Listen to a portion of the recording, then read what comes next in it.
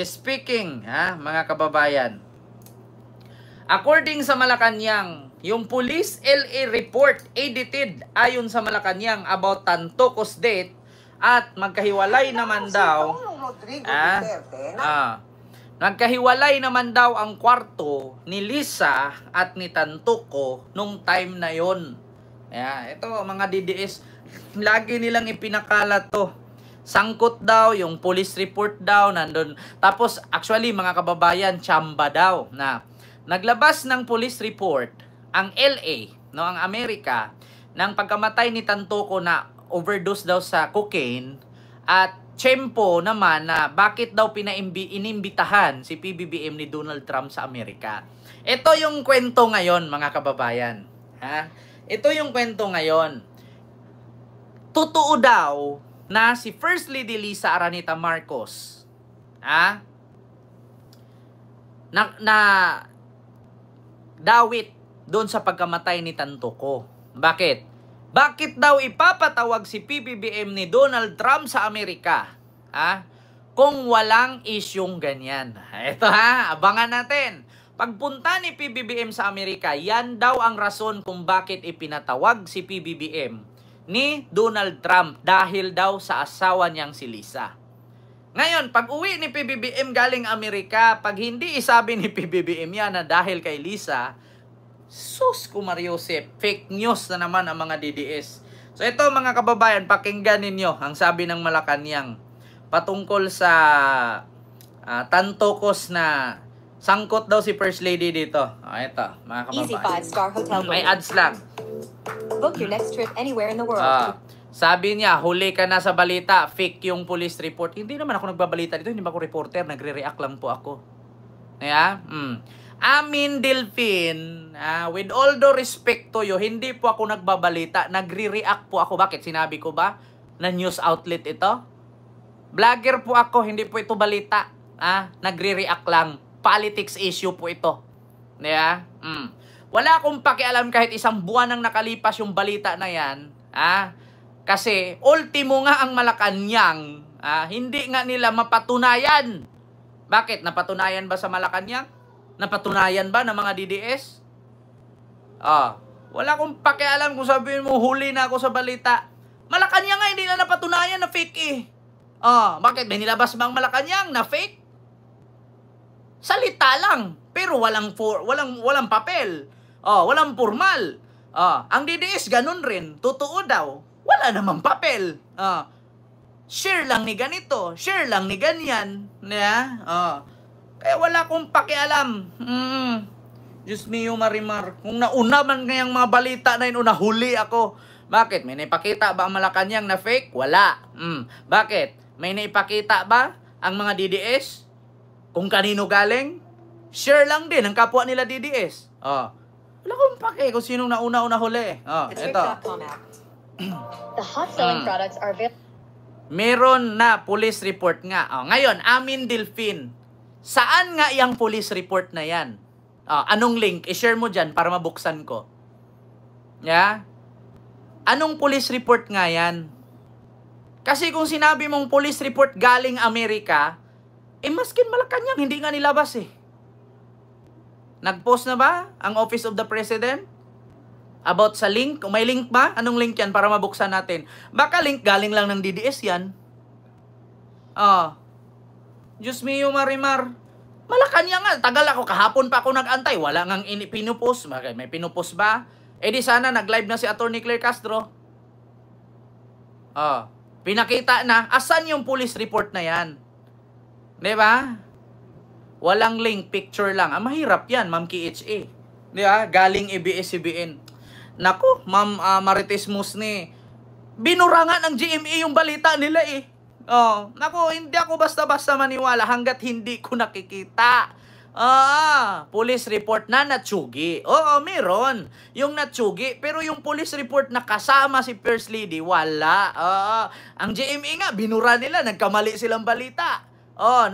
Wala pa daw komento ang Malacanang. Malacanang nga, wala ngang nilabas kasi wala naman talagang police report. At saka higit sa lahat mga kababayan, hindi na po yan trabaho ng Malacanang yung patungkol dyan, nasagutin nila yung issue ni First Lady kasi si First Lady is not part of the government. She is only a wife. Yeah? She is only a wife of the president but she is no longer part of the government. Kaya walang karapatan na sagutin ni Atty. Claire Castro yan o sino mang miyembro ng gabinete na sasagot dyan. Dapat ang sumagot dyan si Lisa Marcos lang.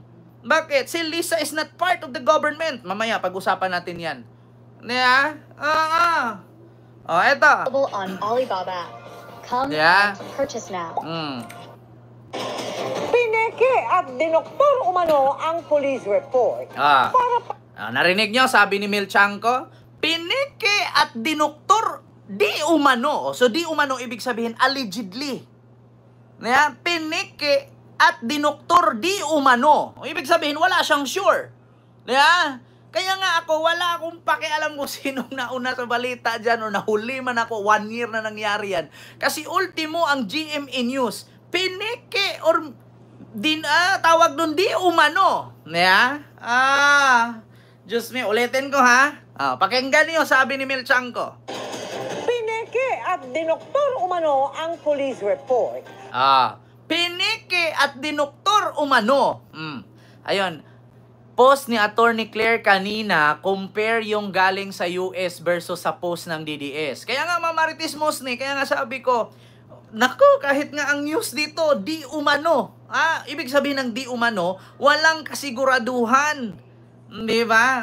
Yan si Bobby Tinglaw. Hayaan nyo na yan. Panot na yan eh. Ito. Para pagmukhaing may kaugnayan si First Lady Liza Araneta Marcos sa pagpanaw ng negosyanteng si Paulo Tantoco sa Los Angeles sa California noong Marso. Iginiit niya ng Malacanang at sinabing gawa-gawa ito para siraan ang unang ginang. Nakatutok si Ivan Mayrina.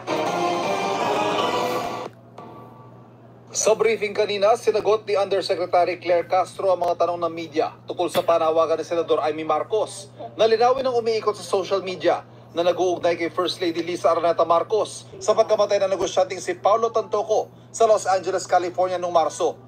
Sabi ni Castro, peke at dinoktor ang dokumentong ginamit na basihan ng kwento na isang First Lady sa mga nadata ng mga otoridad sa kwarto ng mamatay si Tantoco. Ang sinasabing police report na naipost sa Facebook ay isang malaking kasinungalingan. Kahit kayo po mismo ay maaaring mag-imbestiga sa nasabing lugar sa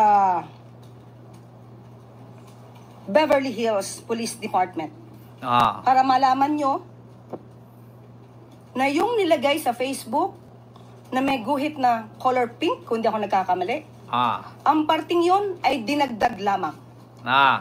Nag-start ang mga salitang, and I quote, and the cause of initially suspected to be drug overdose up to the word Miro, yan po ay dinagdag lamang.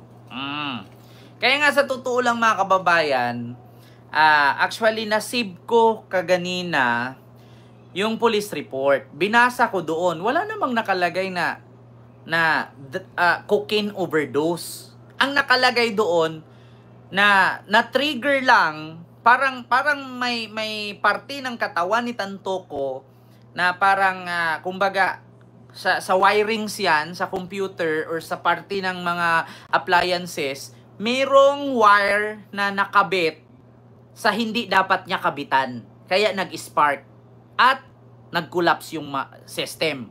Parang ganon. So, hindi po siya sinabi doon na gumamit ng sobra-sobrang gamit kaya na-overdose. Walang ganon. Ang nakalagay lang doon is merong nakapag-trigger na merong isang substance, no, na nagamit at na-trigger yung naturang katawan ni Tantoco. Hindi naman sinabi doon na overdose. Kasi pag sinabi nating overdose, no, kapag nag-take tayo ng vitamins, 'di ba, dapat 1.5 ml lang. Halimbawa sa aso, painumin mo ng vitamins to 1.5 ml once a week. Ngayon pag ginawa mo yung 3 ml, ibig sabihin, yung aso hyper yun. Kahit nakahalhal na siya, hinihingal na, hyper pa rin. Kasi bakit? Overdose ang gamit. Minsan, mamamatay. Puputok ang ugat sa puso. Yun ang ibig sabihin ng overdose. Pero ang nakalagay doon sa medico-legal, merong isang bagay lang na nakapag-trigger. Na merong isang cocaine substance na nakatrigger. Pero hindi po nakalagay doon na overdose siya. Walang overdose nakalagay. DDS lang ang gumawa niyan. Hanapin ninyo police report. Kung may lumabas ba doon ang kamatay ni Tantoco overdose. Wala. Kasi kahit nga sa Billionaire News ang nakalagay, ikinamatay di umano ni Rastans Tantoco overdose. Rising intonation. Ibig sabihin, may pagtatanong. Di ba? Pag sinabi mo, nadapa? Nadapa? May rising intonation and falling intonation. Ako, tuturuan ko kayo mga DDS ha. Alam ko, hindi nyo alam yan. Pag part ng Dewey Decimal System sa subject na English, hindi nyo afford yan. Hindi nyo kaya yan. Bakit? Kasi bobo nga kayo. Pag sinabi mong nadapa, may pagkadapa or nadadapa. Mga ganon. Rising and falling intonation ang tawag dyan. So, ibig sabihin, may pagtatanong. Sa madaling salita, may doubt. Nagdadalawang isip. Kaya nga kay Mel Chanco, edited, di umano. Diba? Minanipulate, di umano. Kasi wala silang sure. Diba? Yun ang katotohanan. Tsaka sa totoo lang mga kababayan, simple lang.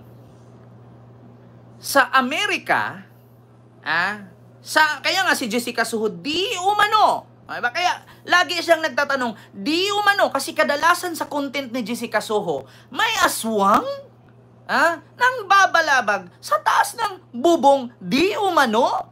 Kasi pagkatapos ng show niya, pagkatapos ng vlog niya, walang aswang. Bakit? It's only a prank.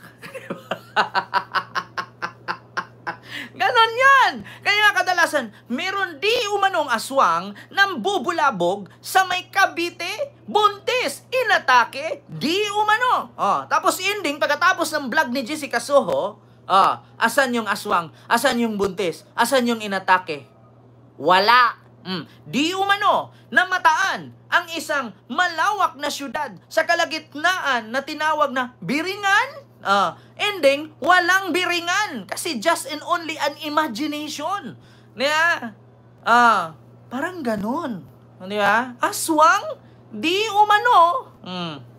Nambubulabog, lumipad ang aming team. Ngayon, ito, gusto kong i-correct mga kababayan, yung mga bobo na mga DDS. Ito sa Amerika, kahit gaano kakasikat, kahit gaano impluensya, walang exempted sa batas. Lalo ang pinag-usapan ay prohibited chemical substance. Shabu, marijuana, cocaine, ecstasy. Yang mga substance na yan, pinagbabawal, prohibited substance yan. Sa tingin nyo, kung si First Lady Lisa Araneta Marcos ay sangkot sa pagkamatay ni Tantoco at ang resulta ay drug overdose or cocaine overdose, sa tingin ninyo si Lisa Marcos makauwi, hindi ikulong doon? Tanong ko lang, si Donald Trump nga, nang hindi pa presidente, kinasuhan nga na bilyonaryo. Nakita nyo si Donald Trump? Iniimbestigahan, kinasuhan, muntik nang hindi maging presidente yan. Butit nanalo. Sa Amerika, walang exempted doon. Kahit pa powerful ka doon, kahit pa direktor ka, kahit gaano ka kayaman, kahit sikat na sikat kang artista. Yun ngang artista sa Pirates of the Caribbean nakasuhan nga Diba? Si Donald Trump na napakadaming kaso. Si First Lady Lisa pa kaya? Sa tingin nyo kung sangkot si Lisa doon sa pagkamatay ni Tantoco dahil sa drug overdose na cocaine yan, sa tingin nyo magka-uwi pa si Lisa? Hindi makauwi yan. Di ba? Continue natin, mga kababayan. Akala siguro nila sa Amerika ay kaya-kaya ni Lisa yung ganyan. Sa Pilipinas lang yung ganyan na pwede nating i-house arrest. Yeah? Ito ay mga gawain upang masira ang unang ginang, ang Pangulo, at ang administrasyon na ito. Dagdag ni Castro, iba ang tinuluyang hotel ng unang ginang. Sa hotel kung saan natagpuan si Tantoco. Si Mr. Paulo Tantoco ay hindi po kasama sa official entourage. Hindi kasama sa official entourage. So, ibig sabihin, asawa lang ni Tantoco. Si Tantoco may sariling flight, may sariling eroplano. Kasi ang asawa ni Tantoco, ni Paulo Tantoco, yung asawa niya is part ni First Lady Lisa. No? Isa siyang executive, I don't know kung anong part ng work niya. So, magkahiwalay sila. May sariling flight si Tantoco, ang asawa niya sabay sa dito sa government. 'Di ba? So, magkahiwalay din ang kwarto ni Tantoco at magkahiwalay ang kwarto ni First Lady Lisa. So, paano na magkahiwalay ang building or hotel? So, paano nangyari na namatay si Tantoco, nandun si Lisa?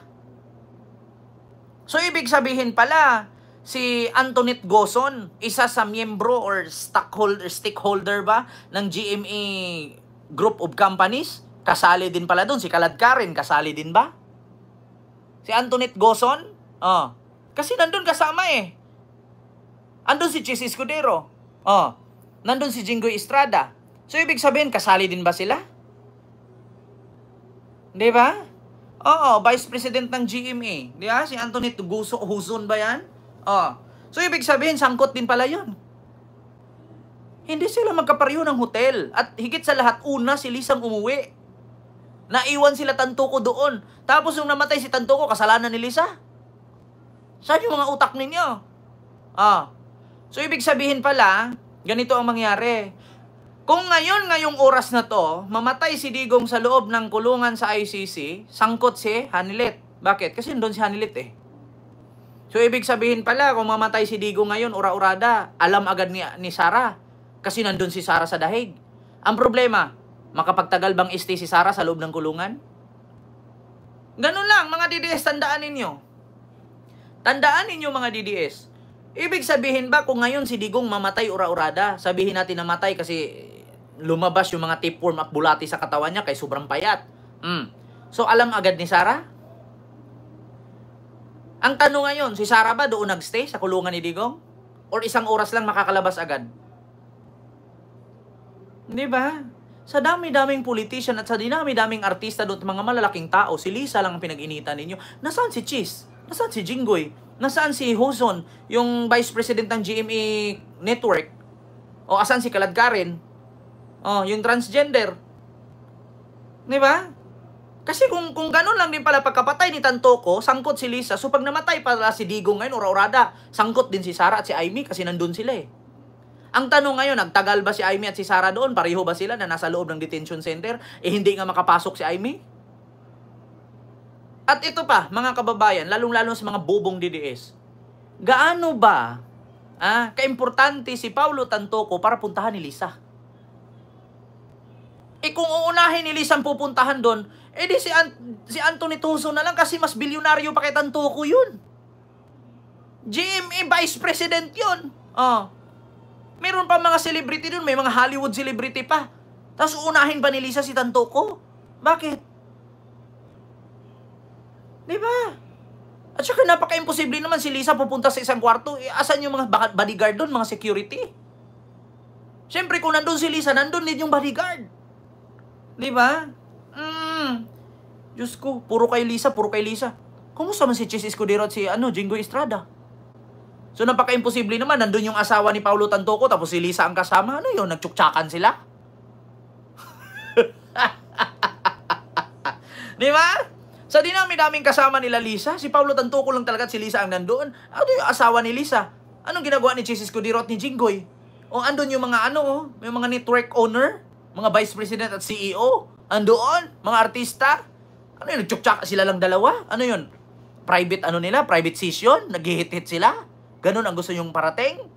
So ngayon pala, pag namatay si Digong, sabot si Aimee kasi nandun si Aimee. Ano yun? Sinakal ni Aimee sa loob si Digong?